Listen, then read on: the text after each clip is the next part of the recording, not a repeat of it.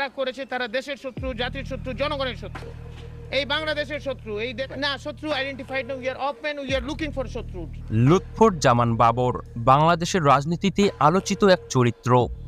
বলা হয় পাকিস্তান এবং চীন ভারতের যে ক্ষতি করতে পারেনি তার থেকে বেশি কম্পন ধরিয়ে দিয়েছিল বিএনপির এই সাবেক স্বরাষ্ট্র প্রতিমন্ত্রী লুৎফুজ্জামান বাবর, যিনি তৎকালীন সময়ে ভারতের কাছে ছিলেন মূর্তিময় এক আতঙ্কের নাম।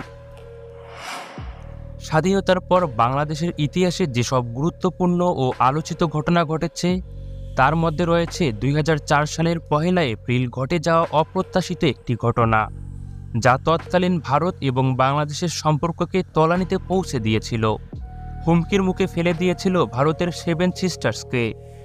ধারণা করা হয় এই ঘটনার পরিপ্রেক্ষিতেই ভারতের সঙ্গে বিএনপির সম্পর্ক বৈরিত হওয়ায় ক্ষমতার টেবিল থেকে ছিটকে পড়ে বিএনপি।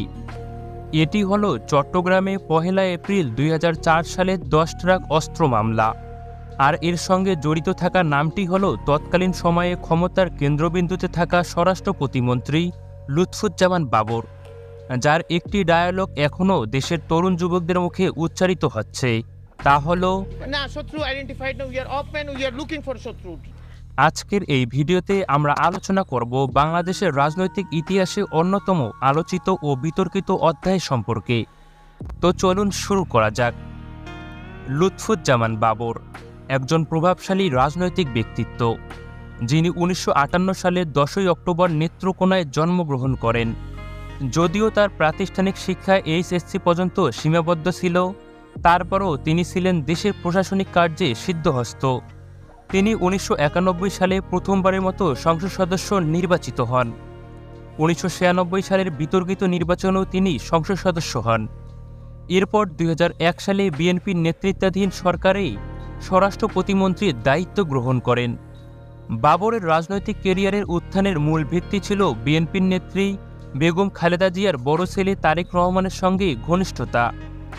বলা হয় তার আমলেই দেশের সীমান্তবর্তী অঞ্চলগুলো ছিল সবচেয়ে বেশি নিরাপদ, ভারতীয় বিএসএফরা ছিল সর্বোচ্চ সতর্ক অবস্থানে। ২০০৪ সালের ১ এপ্রিল বাংলাদেশের চট্টগ্রাম বন্দরে একটি অদ্ভুত ঘটনা ঘটে। গভীর রাতে চিটাগাং ইউরেয়া ফার্টিলাইজ জেটিতে এসে পৌঁছায় বড় দুটি ট্রলার, যা ছিল অস্ত্র ও গোলাবারুদে পূর্ণ। পরবর্তীতে এই ট্রলারে পাওয়া যায় চীনের তৈরি ১৭৯০টি অস্ত্র, ৬,৫০০ ম্যাগাজিন, ১১ লাখের বেশি গুলি, ২৭,০০০ গ্রেনেড এবং ১৫০টি রকেট লঞ্চার। এ যেন এক আকাশচুম্বী ষড়যন্ত্র, যা বাংলাদেশের ইতিহাসে ঘটে যাওয়া সর্ববৃহৎ অস্ত্র ও গোলাবারুদ চালানের ঘটনা। এই বিপুল পরিমাণ অস্ত্রের গন্তব্য ছিল ভারতের উত্তর পূর্বাঞ্চলের বিদ্রোহী গোষ্ঠীগুলো, যারা 7 সিস্টার্স অঞ্চলের স্বাধীনতার জন্য লড়াই করছিল। ভারতের সঙ্গে বাংলাদেশের সম্পর্ক তৎকালীন সময়ে কিছুটা শীতল থাকলেও এই অস্ত্র চালান ধরা পড়ার পর সেই সম্পর্ক আরও অবনতি ঘটে। অনেকেই মনে করেন এই অস্ত্র চালান আটকের ফলে ভারতের নিরাপত্তা চিন্তা নিয়ে পরিধি আরও বেড়ে যায়। নিরাপত্তা জোরদার করা হয় সীমান্ত লাগোয়া অঞ্চলগুলোতে। তৎকালীন স্বরাষ্ট্র প্রতিমন্ত্রী লুৎফুজ্জামান বাবর এই ঘটনার সঙ্গে সরাসরি জড়িত ছিলেন বলে ধারণা করা হয়। তিনি এর আগে ভারত বিরোধী বিভিন্ন কর্মকাণ্ডের সঙ্গে যুক্ত ছিলেন এবং 7 সিস্টার্স অঞ্চলে বিদ্রোহ উস্কে দিতে চেয়েছিলেন। বাবর এবং তার সহযোগীদের বিরুদ্ধে ২০০৫ সালের ৬ জুলাই এ মামলার বিচার প্রক্রিয়া শুরু করা হয়। ২০১৪ সালের ১৪ ফেব্রুয়ারি তারিখে আদালত এ মামলার রায় প্রকাশ করে। আদালত সাবেক শিল্পমন্ত্রী ও জামায়াত ইসলামীর আমির মতিউর রহমান নিজামী, সাবেক স্বরাষ্ট্র প্রতিমন্ত্রী লুৎফুজ্জামান বাবর সহ ১৪ জনকে মৃত্যুদণ্ডের আদেশ প্রদান করে। বিচারের রায়ে বাবরকে মৃত্যুদণ্ড দেওয়া হলেও এ ঘটনা বাংলাদেশের রাজনৈতিক অঙ্গনে দীর্ঘস্থায়ী প্রভাব ফেলে। এই মামলার মাধ্যমে প্রকাশ পায় তৎকালীন সরকারের কিছু গুরুত্বপূর্ণ সদস্যের ভূমিকা, যা দেশের রাজনীতি ও সরকারের গ্রহণযোগ্যতা নিয়ে ব্যাপক প্রশ্ন তোলে। ভারতের সঙ্গে সম্পর্কের অবনতির পাশাপাশি দেশের অভ্যন্তরীণ নিরাপত্তা ব্যবস্থা ও সরকারের উপর জনমনে সন্দেহ দানা বাঁধে।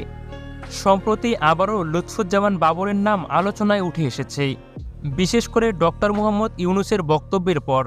তিনি আশঙ্কা প্রকাশ করেছেন যে বাংলাদেশের অভ্যন্তরীণ অস্থিরতা ভারতের 7 সিস্টার্স অঞ্চলেও ছড়িয়ে পড়তে পারে।